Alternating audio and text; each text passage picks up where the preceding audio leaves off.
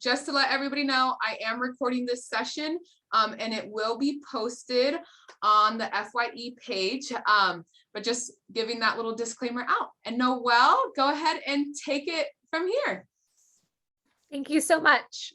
So I'm Noelle Lopez. I'm an adjunct professor of psych at DVC at both the San Ramon and the Pleasant Hill campus. I'm also a past student of DVC as well. So I went to the DVC Pleasant Hill campus and San Ramon campus when I was a student. So today we're going to do the effective series, how to take notes, study, and test effectively. Before we start, I want everyone to just drop in the comments what you're studying at DVC. So what you think your major is or what classes you're taking right now. Just drop in the chat what you're studying. So like I said, I am in psychology, so I was a psych major when I was at DVC, but I also really loved history as well. So it looks like we have all different types of majors. So thank you so much, everybody, for joining us.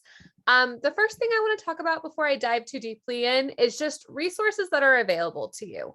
So when we think about being a student, when we think about studying and taking tests, we sometimes don't think about other necessary things. So things like making sure that we're eating and we have food, things like making sure that our mental health is okay. Those are also really important as a student. So there are all these different resources available to you.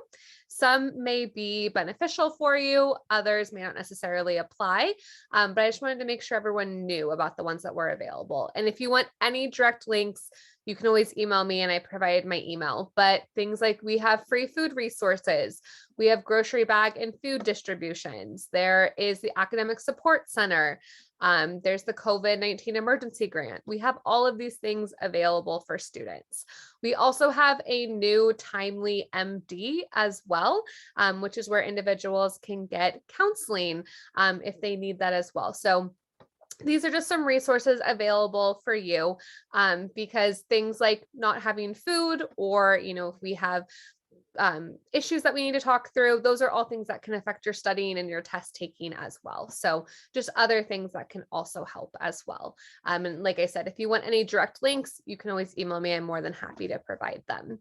The first thing we're going to talk about is note taking. So I have a lovely SpongeBob meme, but the first thing is note taking. So it sounds like you're all in really different classes and different majors, but taking notes might look the same regardless of what class you're in. And there's a couple of different methods to take notes as well. It is maybe trial and error and whatever method works best for you. So the first method I'm going to talk about is the Cornell method. And this is where you divide your paper into two columns. In the right, that's where you write all your notes during the class period.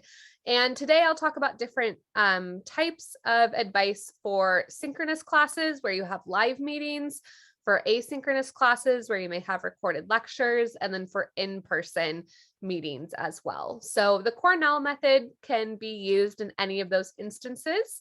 So you put all your notes in the right-hand column, and then after in the left-hand column, you put key phrases. So maybe I'll take psychology, for instance, if I'm talking about the bystander effect and I have a paragraph of notes on that, in the left-hand column, I would put bystander effect. That way, when I go back and look, I know what's there.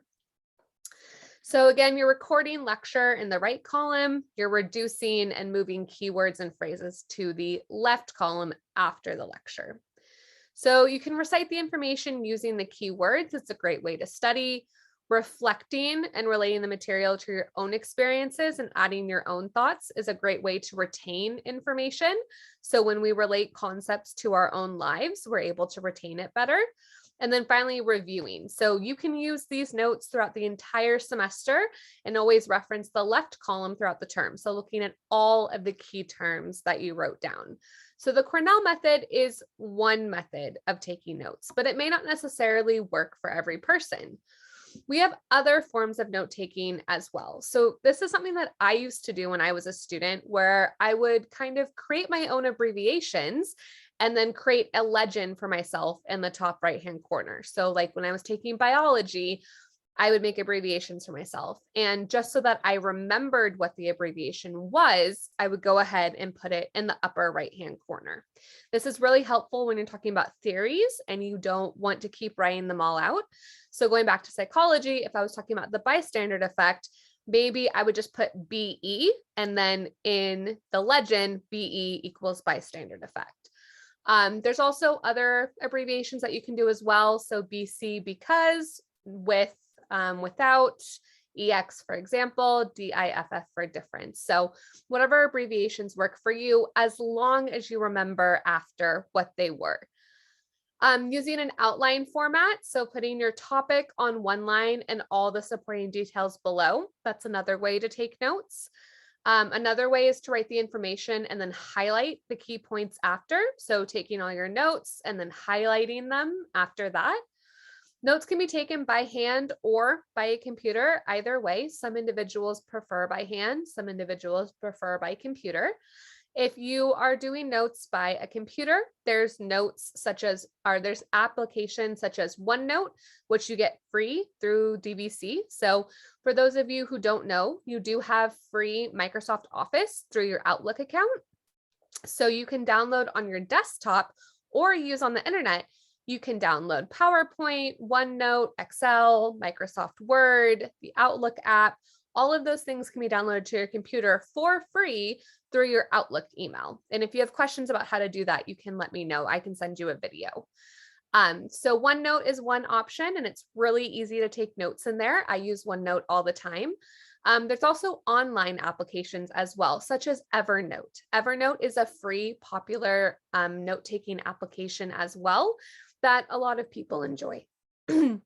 So you can either take notes online, on your phone, through an application, by hand. It's really about what is the best strategy for you. But regardless of how you take them, there are some important reminders. So one, if you're doing handwritten notes, to write legibly. There is nothing worse than writing notes and then not being able to read your own handwriting. And I know this from personal experience. This has been the case before where I've written something and then after class I went, what did I write down during that time? Dating your notes is really important. So making sure that you have a date so that you know what class. So for instance, we're in week 9 right now. So if I had a class today, I would put October 18th, week 9. That way I can keep my notes in order. You can keep your notes for one class all together in either a notebook or in one document on the computer.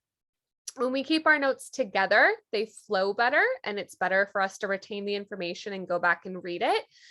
So you wouldn't want, let's say in a notebook, to have your bio notes, then your chem notes, then your art notes. Instead, you would want to have separate sections so that way everything can just flow together.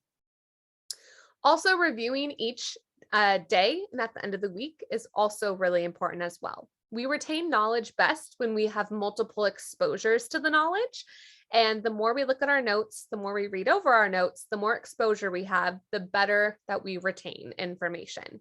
So my question to everybody is, within 20 minutes after a lecture, what percentage of knowledge do you think we lose? So after 20 minutes, what percentage of knowledge do you think we lose? Go ahead and write in the chat box how much knowledge you think we lose after 20 minutes.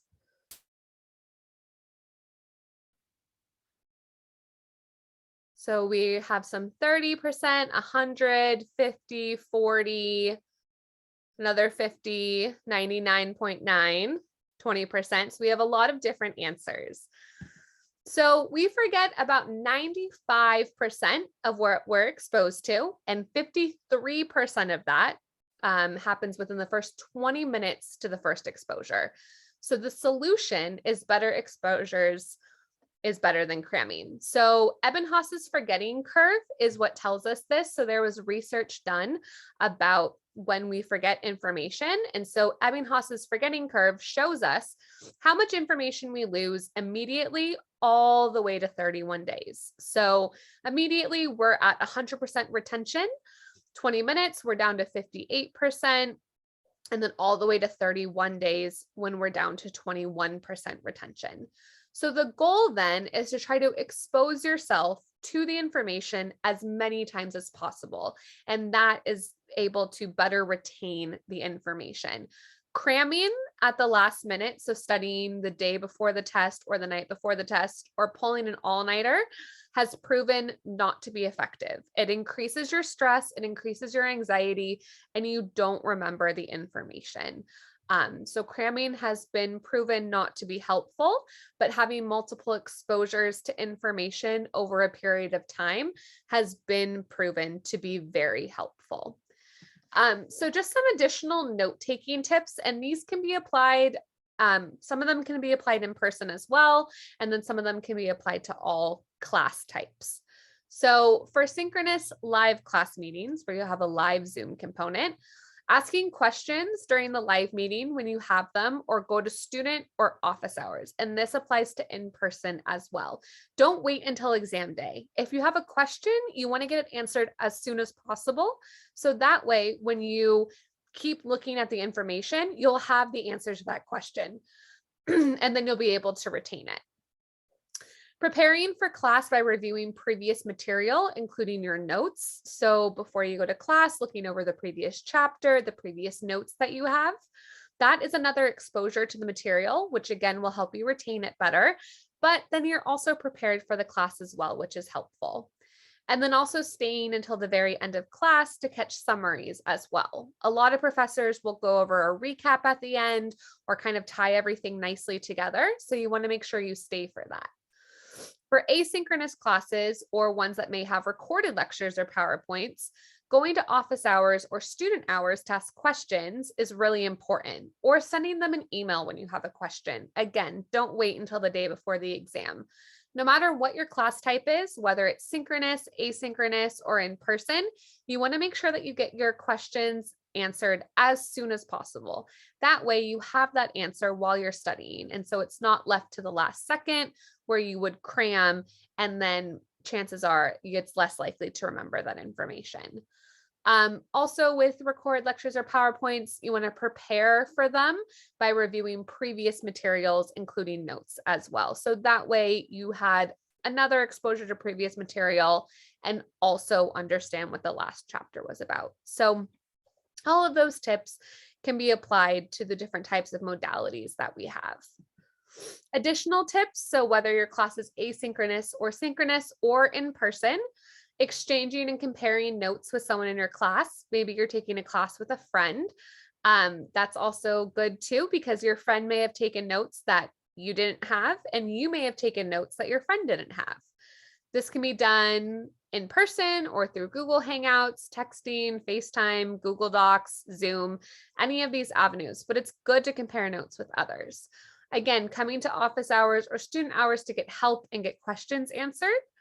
When you're taking notes as well, whether it be in live meetings or in-person meetings, leaving empty space in your notes to fill gaps in later. So if you don't write something down, I usually would just put a box and then go back later and fill it in. Because when you kind of take the time to go back, you might miss something that they're currently saying. So I would just make a box and then go back after. Ask the professor if they can record the session and post it later as well. So that's another avenue too. If you have a Zoom meeting, asking them if they can record it and post it. And then for asynchronous, so recorded lectures or PowerPoints, watching the video more than once, again, multiple exposures, better retention of memory. And then stop or rewind the video also to get clarification. Again, when you have questions, making sure that they get answered right away is really important.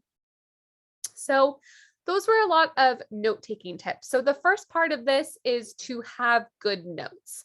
Once you have good notes, then you're able to move into the study strategies. So now we're going to talk about the study strategies. And again, we see a SpongeBob meme. There's a couple of different ways to study effectively. And we're going to talk about the time of day, how long we should study, how to create favorable conditions and generate a positive attitude, and then also developing good techniques. And I'm going to talk about a couple of techniques that individuals also use. So time of day is really important. So there are two types of people. There are morning individuals known as larks, and also night people known as owls. So if you think that you know which one you are, so if you're a lark or an owl, go ahead and post in the chat which one you are. So are you a morning person or are you a night person? I see a lot of owls in here. So depending on what you are is really important for not only your studying habits, but for other things like class taking. So if you're a morning person, if you do better in the morning, then studying in the morning is better for you and it will lead to better retention. Same with taking classes. Probably an 8 o'clock or a 9:30 class is probably going to be better than taking a 7 p.m. class. And I know sometimes our schedules are difficult and 7 p.m. is all that's left. But if we're morning people, we should try to get morning classes then. Same thing with night owls. So night owls studying during the nighttime is better. And also later classes as well. So if you're a night owl, then an 8 o'clock class probably isn't going to be the best. So these things are really important when it comes to studying, when it comes to taking courses. Again, like I mentioned, I know sometimes the course schedule, there may only be one class. And so you kind of don't have a choice on the time. But in the cases where you do, then it's probably important to know that as well. So time of day does matter when we study. Also, how long we should study also matters as well. So once an hour, we should take a 5 to 15-minute break. Every 2 to 4 hours, we should take a 30-minute break. And if we're distracted or bored, we should take a break. Give me a thumbs up if you have ever looked at a page for 10 minutes and just not remembered at all what was on the page, or you had to keep rereading it multiple times. Give me a thumbs up if that's ever happened to you. Okay, a couple of you. So yeah, so when we're distracted or bored, we should take a break as well. So you see SpongeBob, me after 5 minutes of studying, and then he says break time. So when we stare at a page for 5 or 10 minutes, or we have to keep rereading without retaining information, that's not the best use of our study time. Instead, during that time, we should get up, we should take a walk, we could switch to another subject and then come back to it later. You want to make sure that you are giving yourself enough time to retain the knowledge, but also B, not dreading the knowledge as well. We aren't supposed to be stuck in a library for 6 hours straight studying. That's also not great for us as well. We need to get up and we need to take a break and we need to walk around. It's better for our retention. It's better for our memory. It's also just better for ourselves in general. So once an hour, taking a break, 5 to 15 minutes. This can be scrolling on your phone. This can be getting a piece of food, taking a walk, whatever you would like it to be. So your breaks are really important. I definitely encourage everybody, especially now because we're on our computer so much, especially if you're taking online courses. Eye strain has really increased. So definitely taking those breaks are really, really important. And it helps us retain information better when we aren't so tired or distracted or bored of the information. So time of day really matters. How long we're studying really matters. And then favorable conditions also really matter. So with favorable conditions, there's a couple of things. One is location. Can you concentrate? Again, this goes back to when we're distracted or bored, we're not able to retain information as well. So think about, are there any distractions? Do we hear music, TV, street noise? And, you know, it's possible for some of us to get away from those types of distractions. For others, it isn't, but as much as we can. There is research that says that listening to classical music during studying is helpful, but that sometimes when we have music with words, we're more focused on the words than we are on our studying. So just being aware of that. Creating a schedule is also really helpful. So study at specific times each week. And then arrange hard subjects when fresh as well. So right after hard subjects end. So for me personally, that's probably a biology course. I would have studied that when fresh and then left some other subjects for later.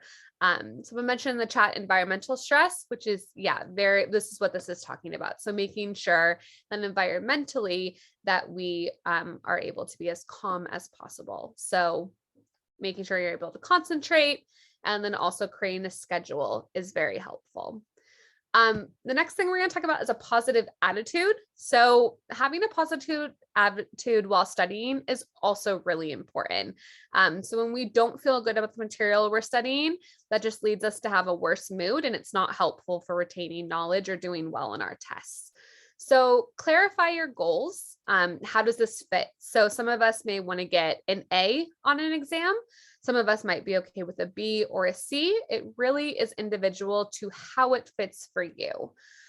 Again, finding a way to make the subject meaningful. When we tie information back to us and our own lives, that increases retention and it makes the information more meaningful, and then we remember it better. Asking questions and being an active learner is really important. So when you have questions, making sure that you ask them. And then after you study, rewarding yourself. So whatever that reward looks like, whether it's a break, whether it's food, whether it's a walk, music, phone, when you give yourself rewards, that helps for you to enjoy studying, and then, being able to do it more and put yourself on a schedule. So rewarding yourself is really important. And then whatever reward best fits you. We're also going to talk about some techniques that work as well. So there's a couple of different techniques that have been studied. One is the SQR3, where this is they survey, questions, read, recite, and review. So when you survey or skim your section or chapter that you're reading, you look for keywords, figures, and summaries. Questions. So for each major topic, you would write questions, and then you would read and answer the question. So it's kind of like you're testing yourself to make sure that you've retained the information. You recite the main points, and then you also review. And you can create a one-page summary sheet on the information. So this is one of the techniques that individuals use. So the SQR3 method. Additional techniques as well. So using repetition to increase remembering, like flashcards. You don't necessarily need to make flashcards yourself. Either your book may have access to flashcards, or there are flashcards online as well. But flashcards are really helpful, especially when you're trying to remember key terms. Reviewing summary sheets and chapters weekly is also, again, more exposure equals better retention. And then creating associations, analogies, metaphors, and summaries as well. Again, when we try to relay the information or relate the information to our life, it increases retention. We're better able to remember the information. So the SQR3 is one technique. Another technique is the 7-day study plan that was created. So on day 1, you organize notes, materials, and your textbook. On day 2, you review the lectures. On day 3, you review the text. Day 4, you review the lecture and the text. Day 5, you review the lecture. Day 6, you review the text. And day 7, you review everything. So this is another option in order to study. So this is a whole 7 days planned out that you could implement in order to study the information for your course. So those are 2 different study plans that have been created. There's some important problem areas to deal with while you're studying. So one of them is procrastination.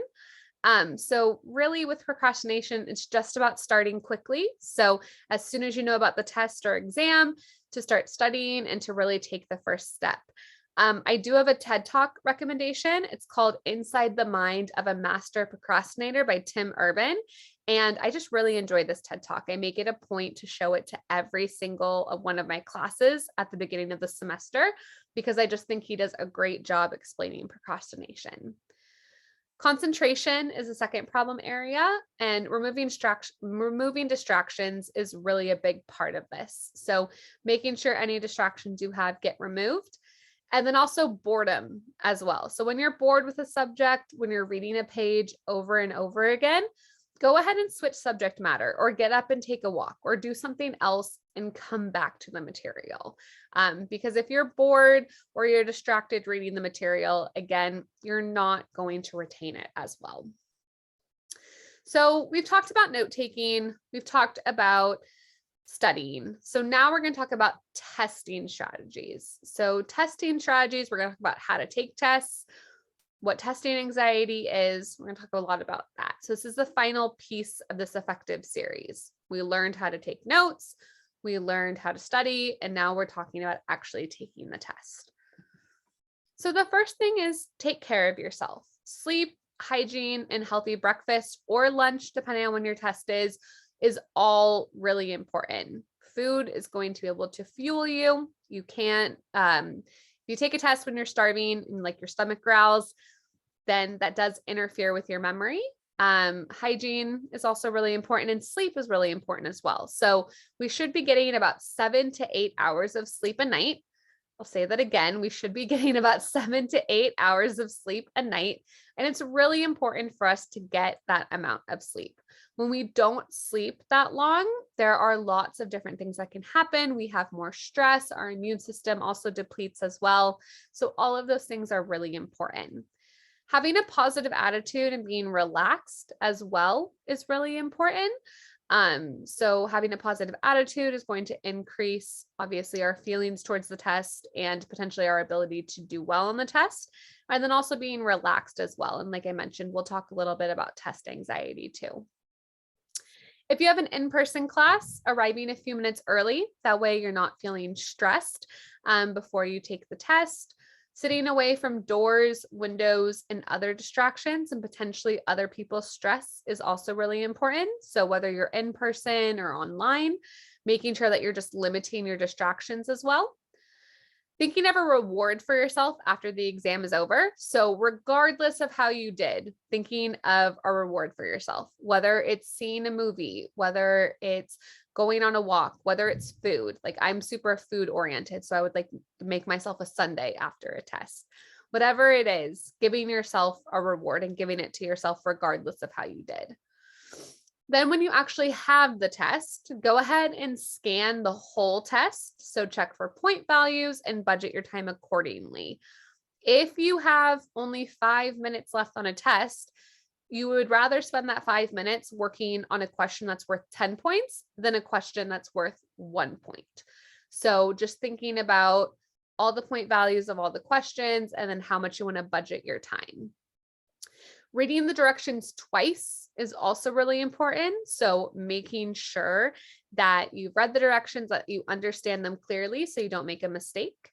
And then also thinking of an exam as an opportunity to show the professor what you know. So you've taken the notes, you've studied, and now you have an opportunity to show what you know and what you've retained. So some other tips for taking tests: answer the easy questions first. So go through the entire test, answer all the easy questions, answer all the questions that you know the answer to. That way, then you have some questions already done. After that, you then move on to the more difficult questions. So maybe the questions that you weren't sure of, or the questions that you really just have no idea what the answer is. For different subjects, there are different types of tests. So these are some tips for individual types of questions. So for essays, when you have essay questions, writing an outline, summary, or notes in the margin or on the back, or if it's online, just on a piece of paper, is also really helpful. So there's nothing worse than writing, half a page of worth of information and then realizing it's really not what you wanted to say. So pre-planning a little bit and writing an outline where you state the main idea forcefully and then back it up with supporting detail. Again, if you're in person, write as neatly as possible. You want to check the clock to stay on track. You want to relax and remember to breathe.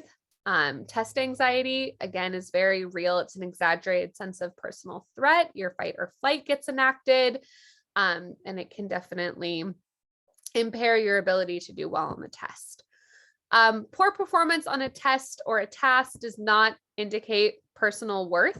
I just always think that this is really important to note, that it's okay not to do well on tests. I failed a test beforehand. It happens. But that is not indicative of your personal worth. It happens. Sometimes it may affect your overall grade. Sometimes it may not affect your overall grade, but really it is not indicative of personal worth. It happens. Sometimes we don't do well on a test. We just try harder on the next one and kind of go over and think of ways in which to study more or to kind of work through things for the next one, but it's not indicative of personal worth. Other types of questions are true-false questions. So for this one, look for qualifiers or negatives. So if part of the sentence is false, the entire sentence is false. You want to check each part of the statement. You want to think true and then guess when you must. When you need to, always guess. For matching questions, you want to start with the items that you're sure of and then move on to the items that you're less certain of. So that way you do the ones that you know first and then go to guessing if you need to. For the short answer, answer only what is asked. Keep answers short and to the point. If you have difficulty retrieving some aspects of the answer, show what you know. So for instance, if you don't exactly know what a concept is, but you know how to explain the concept without using the actual keyword, then go ahead and explain that. So again, if you forgot proper terminology, show what you know in your own words. For multiple choice, be sure it is the best answer, not the all correct answer or answer that doesn't belong. You want to read all the choices. You can cross out those that don't fit. So if you have 4 answer choices and you know that 2 of them are definitely wrong, you just increased your chances of getting the question right from 25% to 50%. So now you only have 2 options. So you have a 50% chance of getting it right. You want to stick to the subject of the course. You want to watch for negatives and extreme words such as only, always, or most. If you're dealing with all of the above questions, you want to look for 2 or more correct choices, then it's an increased likelihood that it's all of the above. If you're dealing with numbers, if you don't know, cross out the highest and lowest and guess in the middle. If you're choosing between 2 alike choices, cross out other options, and longer choices are often more correct based on previous research. So this is some advice or tips for the different types of questions that you may encounter when it comes to testing. So again, whether you have in-person classes or online classes, these can be applied. The next thing we're talking about is test anxiety. So most students experience some level of anxiety during an exam. A small amount can sharpen mental alertness and enhance performance. But when we have more than a small amount, when we have too much anxiety, this is when it can actually interfere with exam performance. So thinking about what causes test anxiety. So one is lack of preparation. So cramming the night before the exam, especially if we've pulled an all-nighter, would interfere and cause test anxiety. Poor time management, failure to organize text information, and poor study habits. So hopefully we've talked through all of the different study habits and the different note taking that would help with these kind of things that may cause test anxiety. So we talked about cramming the night before isn't the best. We talked about some different types of study strategies, talked about time management, talked about organizing text, and we talked about study habits as well.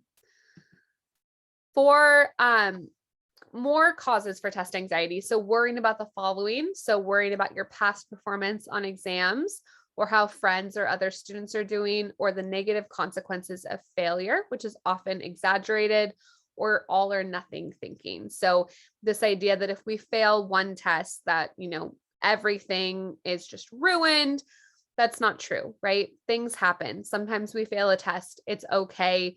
We try harder on the next one. It happens. Losing perspective. So it's only test. There will be others. So again, this idea of if we fail one test, it's okay. There are other homework pieces. There's other tests. So we can ask for help. We can reach out. We can go to the tutoring center if we need additional help. There are other ways to handle it. for any type of physical symptoms that you may have, it could be perspiration, sweaty palms, headache, upset stomach, rapid heartbeat, tense muscles. These are all the things that can happen when we're experiencing test anxiety. We also have nervousness. We may have difficulty reading and understanding the questions on the exam. We may have difficulty organizing our thoughts, difficulty retrieving keywords and concepts, doing poorly on an exam, even though we know the material. So maybe we did study, maybe we do know the material, and we just had test anxiety and we had a mental block. So we went blank on questions, but as soon as we turned that test in, we remembered the correct answer. So there are different ways to reduce test anxiety. So studying and knowing the material well enough that you can recall it even under stress is one thing you can do.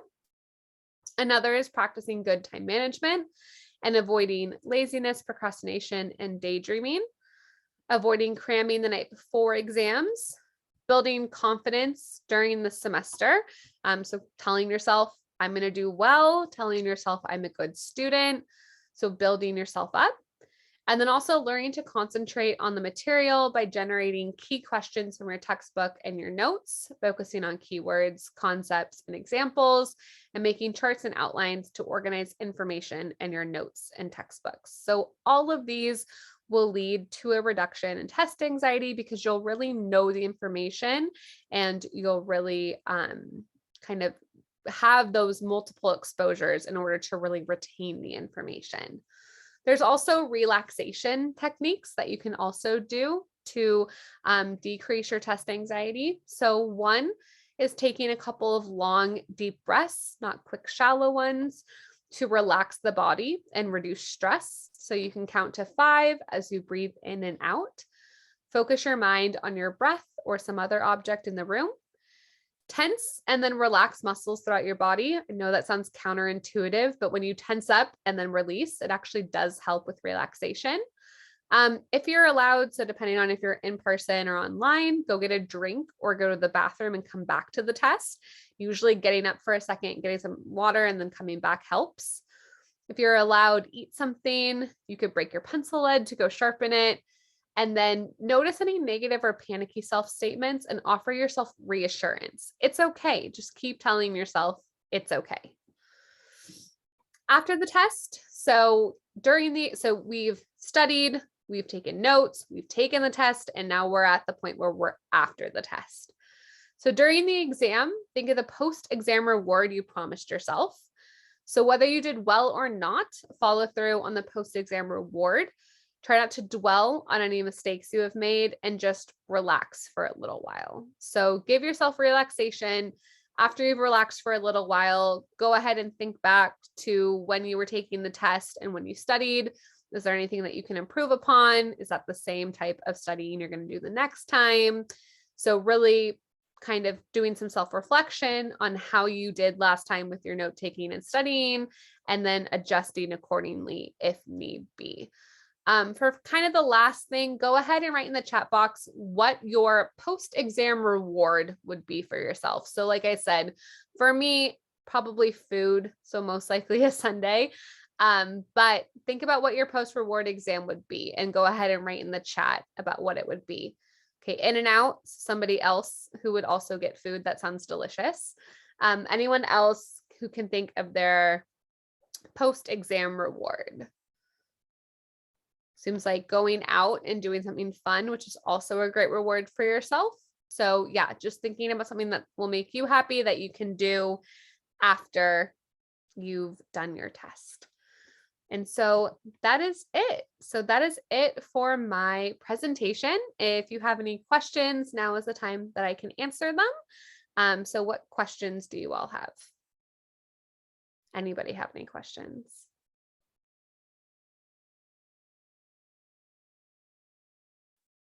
I will go ahead and put my email up here again. So if you have any questions, you can always go ahead and email me at nlopez@dvc.edu. But thank you all so much for coming to this presentation. I hope that you all walk away with, a new study skill or a new test taking skill. And if you have any questions, please let me know. But I hope you all have a great rest of your semester. And I'll turn it back over to Marina. Thanks so much, Noelle. Thank you, everybody that took advantage of this amazing session. Please keep checking your emails. We will be sending out more success workshops that will be going through the rest of this semester. If you have any questions, feel free to stop by the Puma Center. We actually do have the new FYE coordinator on Zoom right now. So we definitely have a point of contact from here on out. Please check your emails. Please take advantage of everything that's coming up. And thank you again for being here. We really appreciate it. Thanks, everybody. And feel free to sign off. If you want to stay on and ask some questions, you're more than welcome to.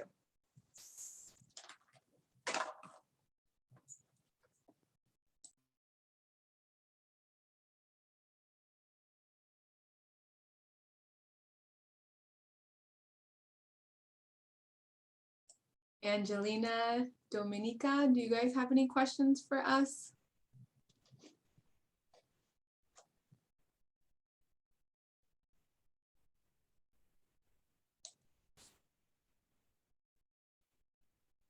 Angelina? Okay, you too. Thank you. And then Dominica, are you there by any chance?